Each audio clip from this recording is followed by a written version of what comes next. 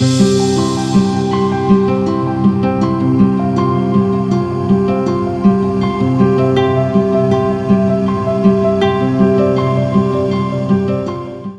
to Soundarya Podcast. Today we have Neeraja, the founder of Ecomorphosis.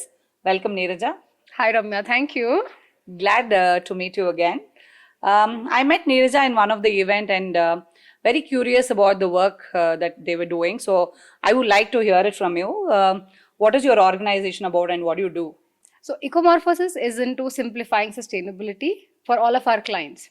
So, we simplify sustainability to our clients across industries, institutions, and even events. Okay. We basically want to tell them that sustainability is not a new jargon word. It's not difficult. It's much easier to do it. Like you've seen it in BTS, we've met the first time, right? Yeah. So in BTS, we were sustainability partners, and what we did was we made India's first sustainable event of that scale. So it's an event of 3 days, 50,000 people coming across the world.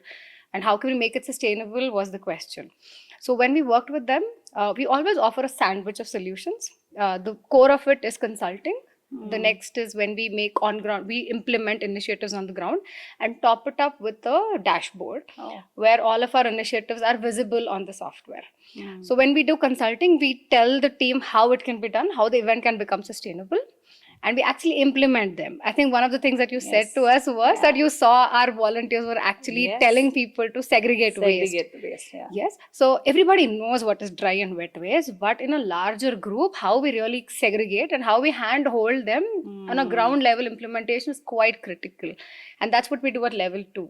And what's the icing on the cake is the software, where the software actually collects all of these data, creates accountability and transparency, and gives the data to the organizers and the data decision makers. So what it really does is, so any initiative that we did, now all of the data is visible on the software. So the organizers can see the data and they'll be like, oh, I never knew how much waste I generate. Okay. Right. Yeah. And then we give it to the decision makers, like the department which was organizing it. And then they said, oh, can we become zero plastic in the next event? Can we become carbon neutral in the next 2 years? So that's a decision they make based on the data we arrive. And it's a similar way that we work with industries and institutions and events. And that's the kind of work. We believe sustainability is not very difficult, and we feel it's all about simplifying the jargon. It was great when we saw Neeraja and her team working. We only understood that for such a big event, sustainability can be driven. We want to know why the sustainability has, gained so much attention in the past years. What's the hype about? Okay, I'm glad you asked that question. Sustainability, it suddenly become something that everybody talks about, but it has been there forever. If you have to talk sustainability, I think corporate India is talking a lot about it. I think corporates across the world are talking about it, but it's gained momentum only in the last 1 decade or so. But apparently, if you see companies like Shell, who have been into oil and gas for they started in late 1800s, and they have been in this oil and gas industry for over a century. Toyota has been there for over a century, and these companies have always been sustainable. So I worked at Toyota Kirloskar Motor, and that's where I learned my skills. And I truly appreciated how much they value sustainability. So they have this concept of harmony with nature, and every decisions that they take are aligning to sustainability. So I think for these large organizations and corporates especially, it was always a natural transition. So if, say for example, Shell is looking at not a 10-year long-term view, they have a century view. So they look at a decade or what's happening in the next 100 years. And Toyota also, when they came into automobile, they were into textile manufacturing, then they came into automobile. So they see, what can I do in the next 50 years, or what does it happen in the next 100 years? And for all of them knew that we have to sustain the material. So they did this SWOT analysis. They always knew that the oil will be over one day. Metals for car manufacturing will be over one day. They will have to find an alternative. And I think it was a natural transition for them. And I think all of them synced. Everybody got, COVID came in and people realized that, we are losing, nature is stronger than us, and we can be shut in our own houses despite all the fancy things that we have created on Earth. So I think if you look at a pyramid, the top corporates who look at a longer transition always knew about this transition and they've worked towards it. If you look at their sustainability reports of these corporates, they have always been talking about it. Correct. And I think down the pyramid, it just started trickling. I think countries were also talking a little about it, but corporates are they are the largest beneficiaries of the materials because they make most money out of it. True. And as an individual, whatever we consume, an organization would do 100 or 1,000 times of it than a normal consumption. And that is the reason they had a longer view. And it's only recently that we have realized, we don't have enough water. So we think of, climate action only when the temperature goes very crazy, right? So true. So it's either when the temperature goes too low, Correct. just what we had last month in Bangalore, Yeah. and it was 12, 14 degrees Yeah, I freezing. know. And today we are at 29, 30 degrees. Already, Right? yeah. Already. So that's when we remember, climate change and climate action. So I think if we took it like a pyramid, this is now people are realizing, but corporates knew it. And they are the one who are harming it also. So, Contradictory again. right? So they were the one who were harming it. So they knew this, we have to take care of it. So they started working towards it. And normal people have, down the pyramid, people have now started in their individual capacities to become more sustainable, because it was always a demand and supply story as well. So I think it's now that we have realized, and suddenly there is a lot of hype, but a lot of these corporates, they always were more sustainable. And now it is trickling down to their suppliers, their supply chain, and the ecosystem is now growing. I think that's the reason for the hype now. People who harm the Yes. whole nature, they have to give back somewhere. Yes. So I yes. think sustainability is the word. Yes. Jokes apart. So I want to really ask you this question. If you look at traditional practices in old India, Mhm. I think sustainability was already there. Yes. Very Then true. why do you think we're all talking it about, again? Mm-hmm. What's the gap?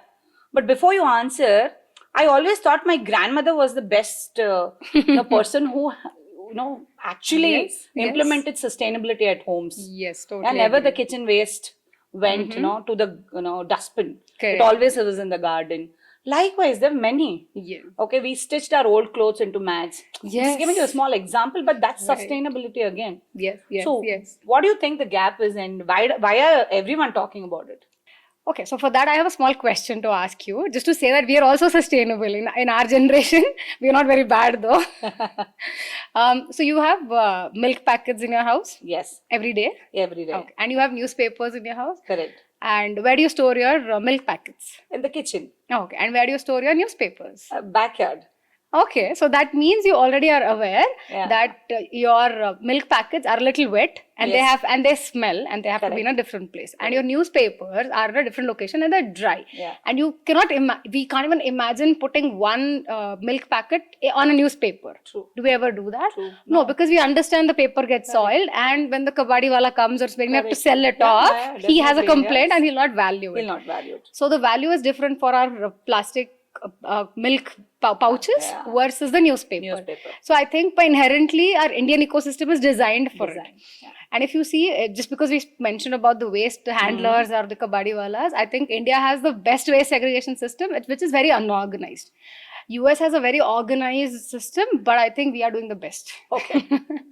Glad we are ahead. Yeah, At least in certainly we this. are. Yes. So what happened is, I think we just spoke about industrialization Yeah. a while ago. So what I think is, in a previous question, we discussed about how industries have transited. Industrialization was predominantly taken, it came from the Western side. Okay. India as a civilization was always towards trade. And in fact, the Europeans came to India for trading, Very and we true. were always good at it. We didn't have to reinvent the wheel. But I personally feel that when it came from the Western, they probably overran the machine too fast. Maybe they did not think sustainability the way Indians think about. So it's inherent for Indian civilization to think of it versus how they thought it. They thought. And I think we kind of, what Britishers did to us, right? We forgot our own value systems. We forgot a lot of things. Everything. I think in that process is when we got fed by the Western countries about what is industrialization. So I think that is when India forgot what was right, and it was just, I'd had a lot of Western influence, and it's probably the time for us to go back. And so glad we are at the right time in the history of the world that India is really taking the dominance in positioning itself. And it's the same time when we're talking sustainability. And we have something called as Mission Life, lifestyle for environment, which is something that's very simple. Okay. So our Minister Modi talks about reducing your temperature to 22 degrees. Don't keep it 20 degrees or 18 degrees. Keep it 20 degrees. So these are very small hacks that we have to do, and I think that will create a lot of change. So, and that's the reason it's not very difficult for Indians to become sustainable. Right. So everybody says, will India become sustainable?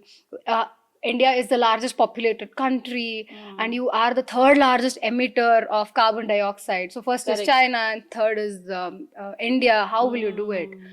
I think, just to give you statistics, IPCC reports of 2023 reports the carbon emission per capita of every country. Okay. And we were glad it was on the headlines as well.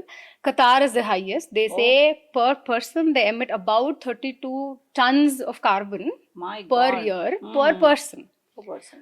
Versus, and you know how small a country it is, right? Now I Qatar. have to cross my finger for India now. Okay.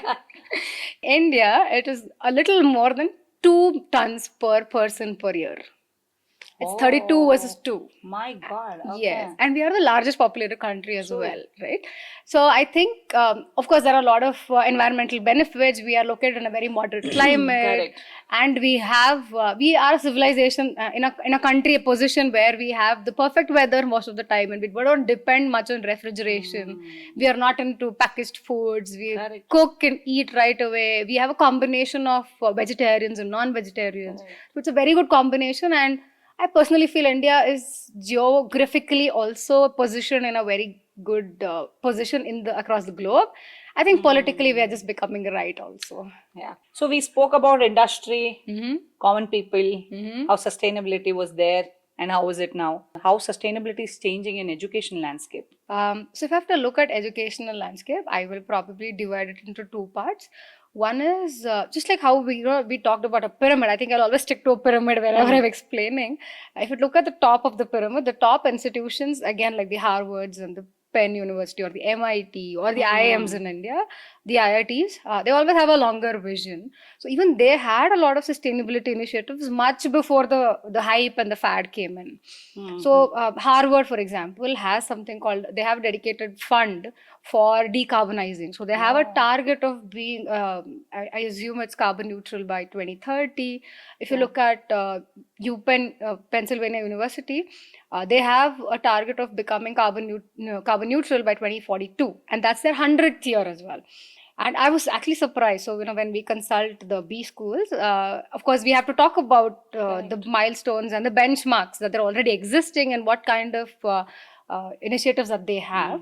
So that's when I keep reading a lot of these reports. So for industrial side, we read a lot of sustainability reports, and we were surprised to see because for industries, sustainability report is a mandatory. It's the way they have to talk about. They have to mention their initiatives. That's a given. But we were also surprised to see how educational institutions are releasing their sustainability reports. Nice. So we have Harvard releasing their sustainability report. We have UPenn releasing their sustainability report. In fact, UPenn also has a sustainability action plan, and the current plan is 4.0. So they have, I think it's about 5-year plan, and they already have 4th one rolling out, and it's a very detailed across 7 KPIs. How much of carbon, how much of energy is consumed on the campus, how much waste gets generated, and how many projects or courses are going around in the campus. So they have 7 pillars of sustainability initiatives, and which is driven across the organization, across the university, across multiple verticals and subjects. So Harvard, in fact, just for the statistics, Harvard has about 220 courses on climate change and sustainability. Wow. Which is quite interesting and huge, right? True. So what universities have actually been doing is, I think they are at par with the industrialization. So they also have realized that this has to come to an end, and educational institutions are always a pioneer. So what they have done is they have made a lot of cross-functional researches, like the economics along with ecology, and there is pharmacy with environment. So there is always a cross combination of analysis and research. There are a lot of research places that comes out. And I personally believe that every educational institution is a mini lab of the world. True. Right? So everything that's required for the world is created here. So this is a mini lab that we work with. So I think a lot of institutions have pioneered. If you can see IIM Bangalore campus, we're so proud. It's a 100-acre campus with about 60 acres of green belt. Wow. and the temperature goes down by 2 degrees every time we enter the campus.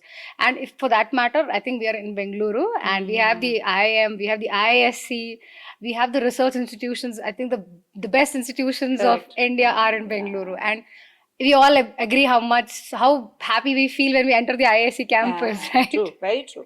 Yeah, so the temperature goes down, and they were always very holistic, and they were always very sustainable in their thoughts. So, I mean, coming back to what we were discussing earlier, India as a civilization, we were always very conscious. You know, even Saundarya, when we step in, we see a lot of greenery around. Correct. That's because we cannot imagine a concrete jungle at all. Right, right. I mean, even if we have a small house, even if we don't have a large garden, we will still have some spots. Definitely, yes. Right? And that's where the indoor plants have come into picture. So in terms of educational landscape, one was what the institutions have been doing. The second bit is the policies. That's been driven by the government. So if we don't want to talk about the other countries, but if we talk about India, I think what we're doing is phenomenal and very good. We have the National Educational Policy that has come into picture. And what's very interesting is NEP has been enabling students of a lower grades. It's working from the grassroots, and it is also enabling the larger HEIs, the higher educational institutions. So the new NEP regulates holistic learning across all the verticals. So, the other day I was just making my presentations with my kids around, and we always talk about SDGs and how many SDGs are we aligning during our projects.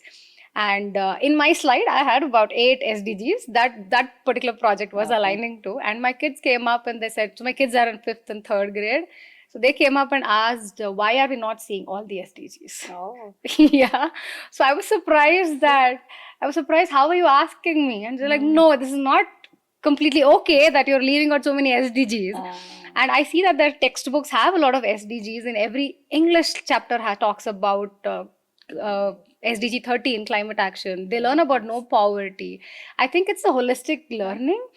And I think that's also something that Gurukulas did, right?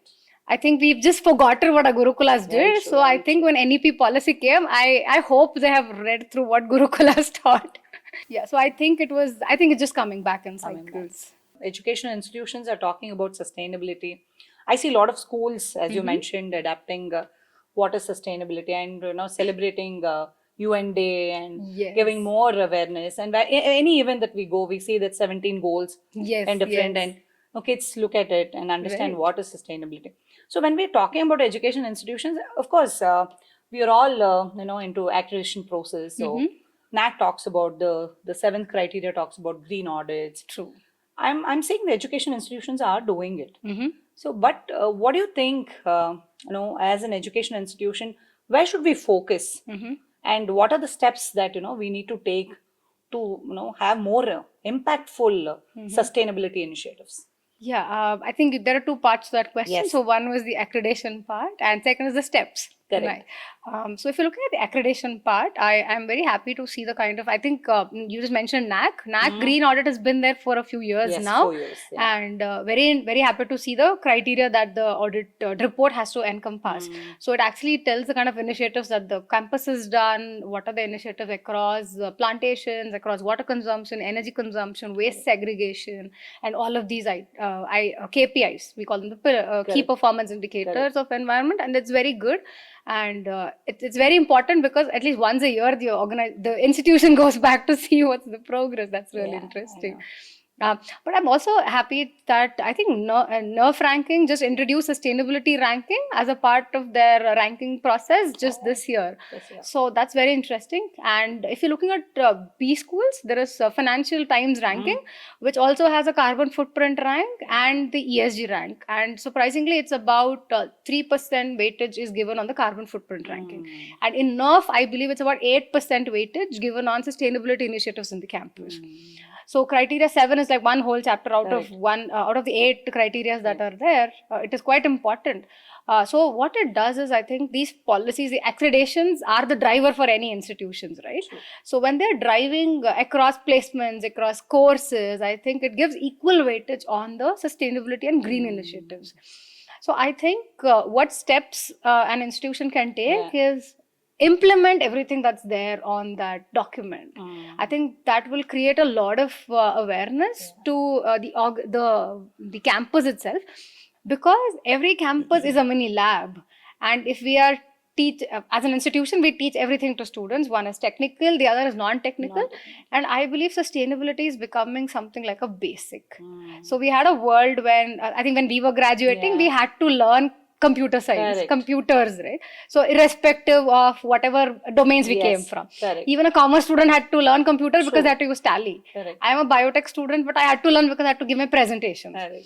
And over the years now, students are learning AI. AI. Without AI, they cannot survive. True. And everybody's tech savvy, everybody's on social media, and everybody knows, I think that generation knows to be digitally present than our generation. Yes, so true.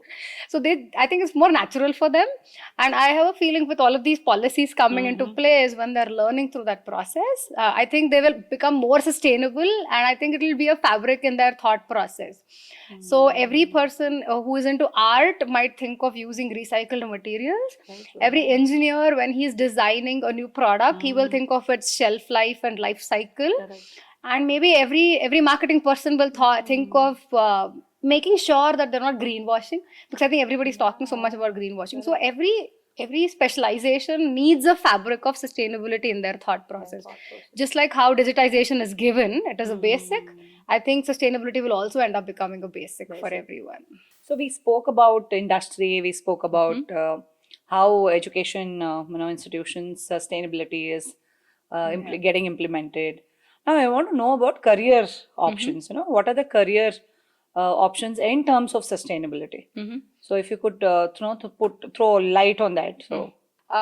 So I think sustainability, very frankly, sustainability seems like a very technical conversation sometimes, especially because sustainability is spoken at decarbonization, sustainable initiatives, carbon inventory. So a lot of net zero. So these are fancy words that kind of make people surprising things say, let it stay away there. I probably will not relate to it. But surprisingly, sustainability is a fabric in every areas. So if I may understand, to be more relevant, can I understand what are the streams in Saundarya? So then we'll discuss on each of the streams that are there here. In undergraduation, we have commerce, management, computer application. Okay. We have BSc Forensic Science. Oh, that's interesting. Okay. Interesting subject, and a lot of students are very keen in taking up this course as well. So if you can throw light on these courses, that will be, so let's talk about finance first. So I think in India, there is something called as green bonds, GSS, green, social and sustainability bonds. And these bonds are given to industries. It's a longer topic of discussion, but I think where I see the finance students getting into is quantifying those bonds. So as a market, it is about, by the end of 2022, it was about a $19.5 billion US market. That's a huge space, right? And there is a lot of carbon credits that are coming into picture. So that means every carbon that I save, I can actually convert how much of I can actually price it and sell it. I can use that towards nullifying my carbon emissions, and that is on my net zero journey. So a lot of institutions are now getting into it. This is now, India is again being a pioneer in this, and India is coming up with policies to make sure we don't get lost in this process of green credits. And I think that's where a lot of finance students will be able to get into that big space, because personally, I am not a great person on numbers, in finance numbers. So I think that's when the finance people will understand the value of it. Once the technical concepts of it is translated to financial numbers, I think they'll be able to add more value to the carbon credits and the green bonds. I think that's a great space to be in. And also SEBI coming in, SEBI has been driving ESG so heavily on the industries. I think every finance or the CFOs of every company mandatorily have to understand sustainability. They have to know, because BRSR, that's the Business Responsibility and Sustainability Report, is something that's so critical. Every industry, the top 1,000 companies by market capitalization have to declare their BRSR on an annual basis. So until now, industries were releasing their reports, which only talked about their financial benefits. Like say, I have delivered so many number of products. Say if it is a consumer brand, FMCG brand, they would say I have produced so much. These are my expenses, my P&L, my profits, valuation and everything. But now they're also supposed to declare how much water I consumed per packaging. So just to give you an example, if there is an oil and gas company, they have to declare how much of water I'm consuming for one ton of oil extracted. Or processed, versus a car manufacturer will have to tell how much of waste is generated in manufacturing of one vehicle. Correct. So that's the numbers that are Nice. coming out of BRSR report, which is very interesting Yeah. because it gives the responsibility of being sustainable at a company level. And so that's why it's very important for the finance people to also understand what Understand. the environment Yeah, correct. vertical keeps doing. Definitely. So that's a very important aspect where finance students also have to Finance students, understand yeah, correct. sustainability. So if you have to talk to the second one, you talk about management Yeah, students. management. So if you're talking the C-suite again, if you're talking CFOs, we have the CMOs. I think they Yeah. also have to understand what is sustainability. Correct. So you're a constant user of Swiggy Yes. and Make My Trip. So have you seen that every time you pick a flight, they also Make My Trip especially talks Yes. about the number of kgs of CO2 emitted by every flight. Yes. So you can make so they are letting the customers decide on their sustainable choices. So you want to decide which is the lowest emitter, you can always make a choice. So that's something that the airlines are providing. Correct. And if you talk at and down the pyramid, if you talk about a consumer brand, we all use Swiggy and Zomato Correct. and all the Blinkits. So a daily delivery app also, Swiggy also give you an option that if I can deliver you 10 minutes later, you can get a 5 rupees rebate on your next order. Right. So that is not just a sustainability initiative. It is certainly a branding initiative. That's the marketing team has done. It is certainly a CFO finance decision so that they have enough time to route their supply chain. Correct. And certainly sustainability is coming in because when these two people have agreed, sustainability team has to account it and then report it. So Okay. it's a vertical. So it's something that gets decided on all the verticals. So all the teams are working towards one bigger goal, that is to make it sustainable. So any organization cannot have one sustainability team that can drive the organization sustainability. Correct. So it has to go deep into every vertical of the organization, be it CFO, CMO, CTO, CEO. Everybody is mandatorily as simple as their brand ethos. I think they also have to have a sustainability ethos. So what am I working towards? What's my longer vision? So that gives them a sustainability angle. Nice. So when we talk about, there are brands who are probably not completely aware of what is sustainability, and that's when they get branded as greenwashing. So greenwashing is a big term these days where they say there are organizations who are not doing enough but branding a lot. So that I think the CMOs, the management students will have to understand a fine understanding of where do I draw the line. Do I market too much than what we have done, or how do I market enough of how much work I've done? So that's a serious decision and a boundary line that they have to draw. I think government of India is also coming up with eco-label policy. So they're coming up with a gazette notification where they actually define how do you label a brand. You cannot just have a t-shirt calling as eco-friendly. Correct. You cannot say my tea powder is sustainable. These days you can see everything. There are FMCG products that claim to be sustainable. And we don't know how do we evaluate. So there are a lot of policies coming into place which streamline their trust and transparency. So I think career opportunities for everyone there. Everyone. So it would be in any stream for that matter. I think that's very interesting. For any forensic science you find interesting opportunities? That actually opens up another world. So I think what we didn't touch is forensics is a very critical part of healthcare. Okay. So if you look at healthcare, even I was surprised when I was reading about what healthcare does in sustainability. So we have seen a lot of hospitals, even in India, a lot of big chains are into sustainability initiatives. So when they do sustainability, again, sustainability is not something that they just talk about. They also practice in their operations. When I say operations, I mean daily execution of work, not really operation theater, but also operation theaters. So the way they use their chemicals, they have some, I believe it's an anesthesia chemical that they use, which has a high global warming potential. And there are research and there are alternative chemicals used now, alternative materials used, so to reduce its global warming potential. And they do a lot of, every hospital is filled with AC and they have a lot of lighting. You cannot imagine a hospital without lights and AC. Yes. So HVAC, energy consumption is very high. And I think about 40 to 45% of their total expenses goes on energy and basic, I think the utilities. So I think that's very critical for them. I think it's also a business perspective that they want to optimize them. So when I'm talking about the initiatives happen in healthcare, one is of course the largest chunk is the energy consumption, and next what we're looking at is chemicals, Okay. and most important is how they are disposing the biological fluids that come out in a hospital. Oh, yeah. Because we often, I think when we enter a hospital, the most important thing we think of is a patient and his health.